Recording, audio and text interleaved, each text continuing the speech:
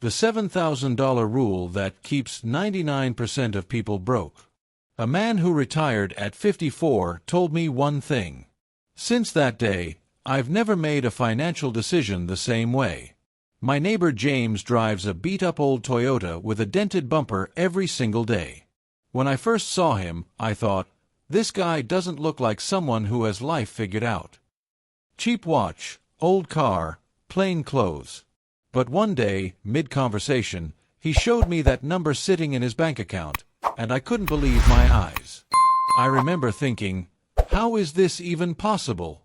Every financial decision I've ever made came down to one number. Anyone who truly understands that number will never be broke. I laughed. I thought he was exaggerating. I was wrong. Rule 1. The $7,000 cash buffer. You've heard the advice, save 3 to 6 months of expenses. Every finance expert says it, every book repeats it. Sounds great, but it rarely works. Why? Because your brain immediately calculates some massive number, $20,000, $30,000, and you give up before you even start. When a goal feels too big, doing nothing feels easier. James was straightforward. Just save $7,000 in cash. When I asked him where and how, he was clear. Not in investments, in a simple savings account. Don't do anything exciting with it, he said. Just let it sit there. Staying below $7,000 means paying an invisible tax. I didn't know this back then, but I see it so clearly now. Your car starts making noise and you ignore a $300 repair until it turns into a $2,000 transmission job. Your tooth hurts but you skip the dentist and end up in the emergency room with a $4,000 bill. You buy cheap tires because you can't afford good ones, replace them every 18 months, and spend far more in the long run. Being broke is expensive. It took me years to understand that. Be honest with yourself. How many months of expenses do you have sitting in cash right now? Most people avoid asking that question because they already know the answer. James called it the floor. One afternoon sitting in his yard, he put it like this: you don't build a house starting with a roof. You pour the foundation first. Without a solid floor, everything you build will eventually collapse. $7,000 is that foundation. Everything else gets built on top of it. Rule 2. Don't buy a car over $7,000 until your investments exceed $100,000. When James told me this, I was driving a $32,000 SUV. My total investments were $11,000. My car was worth nearly 3 times my entire investment portfolio. I had never looked at it that way before. It just felt normal. Everyone around me was doing the same thing. One day James looked at my car, then looked at me, and asked, if your car and your investments switched places, which version of you would be richer in 10 years? I didn't even reach for a calculator. The answer was already in my gut. That moment I realized how foolish my decisions had been. I was spending money on a nice car, but I was actually spending my future. It stung. It really stung.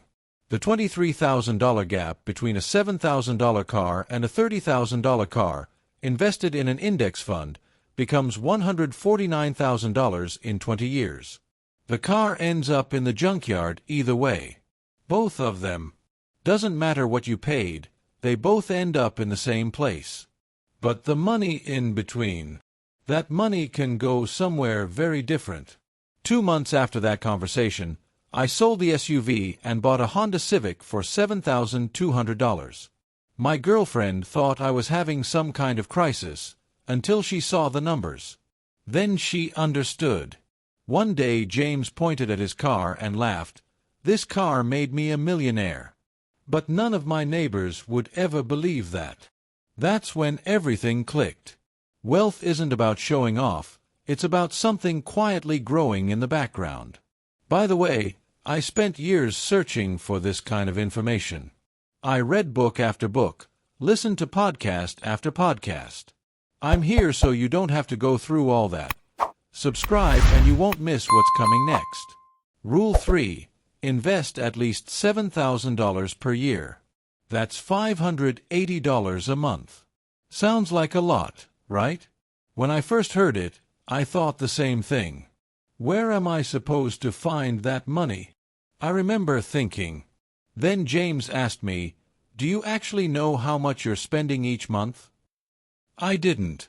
I had a rough idea, but not the real number. So I sat down and added it up. Subscriptions, takeout, random purchases. Money was disappearing somewhere, but I couldn't see where it was going. The average car payment in 2025 is $734 a month. The average American spends $300 a month on subscriptions, and most of the time they don't even know which ones they're paying for. The money is already there. It's just making other people rich. Let me ask you something. Of all the money you spent this month, how much of it was making you richer, and how much was making someone else richer? Most people go 30 years without ever asking that question. I did too, until James asked me. $7,000 a year invested for 25 years grows to $506,884. You put in $175,000 of your own money. The market adds $330,000 on top. A mere $250 monthly difference is what separates a retirement that works from one that doesn't. Such a small gap. Such a massive outcome. Rule 4. Keep your monthly spending under $7,000. Spending $7,000 a month means you need $21 million to retire. When I first heard this, I thought it was an exaggeration. So I ran the math myself. The number was right. And it made me uncomfortable, because at the time I was spending around $6,500 a month. I needed close to $20 million to retire. I had never thought about it that way before. Most people never do this math. Income goes up, spending follows, but nobody stops to ask, how many millions do I actually need to sustain this lifestyle? The paycheck looks good, life feels comfortable, but behind the scenes the numbers are telling a very different story. Every $1,000 in monthly spending requires an additional $300,000 in retirement savings. And nobody crosses this line with one big decision. It happens in tiny, unnoticed steps. A nicer apartment, a new car payment, a meal kit subscription. Each one looks innocent on its own. But combined, they quietly lock you into a millionaire-level financial commitment before you even realize it.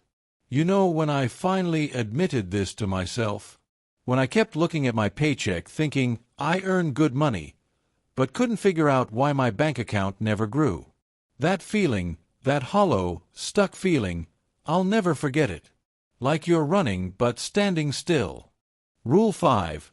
Run the stress test before any major lifestyle upgrade. This rule seemed almost too simple when I first heard it. Then I actually tried it, and realized how powerful it was. Before any decision that permanently increases your monthly spending, transfer that extra amount into a separate account until you reach $7,000. James called it the stress test. If you can do it, you can afford it, he'd say. If you can't, you just got the answer for free. This rule saved me from 3 bad decisions: a new phone plan, a new car, a bigger house. Each one seemed completely affordable on paper. I'd look at the numbers and think, yeah, I can handle this. But when I ran the stress test, the real picture showed up. The difference between affordable and smart, that difference changes everything. I want to ask you something. How many decisions in your life right now feel affordable, but are actually quietly slowing you down? Think about it. Maybe 1, maybe 5. But they're there. 5 rules. 1 number. $7,000 in cash eliminates the poverty premium $7,000 car ceiling, protects your compounding years $7,000 per year invested, the minimum for a retirement that actually works $7,000 monthly spending ceiling. Above this, retirement becomes mathematically impossible $7,000 stress test. Separates smart decisions from financial traps. James still drives that Toyota. Still wears that $11 watch. Last month, he was hiking in Patagonia with his wife. On Monday morning, there's nowhere he has to be. No one to answer to. No meetings, no bosses, no deadlines. That's what freedom actually looks like. He once told me, wealthy people don't have complex systems. They have simple systems they never break. $7,000 is the simplest system I've ever found, and the most powerful. In the next video, I'll show you exactly how I automated the system, which accounts I opened, how I directed the money, and how I made it all work without ever having to think about it. If you don't want to miss it, subscribe.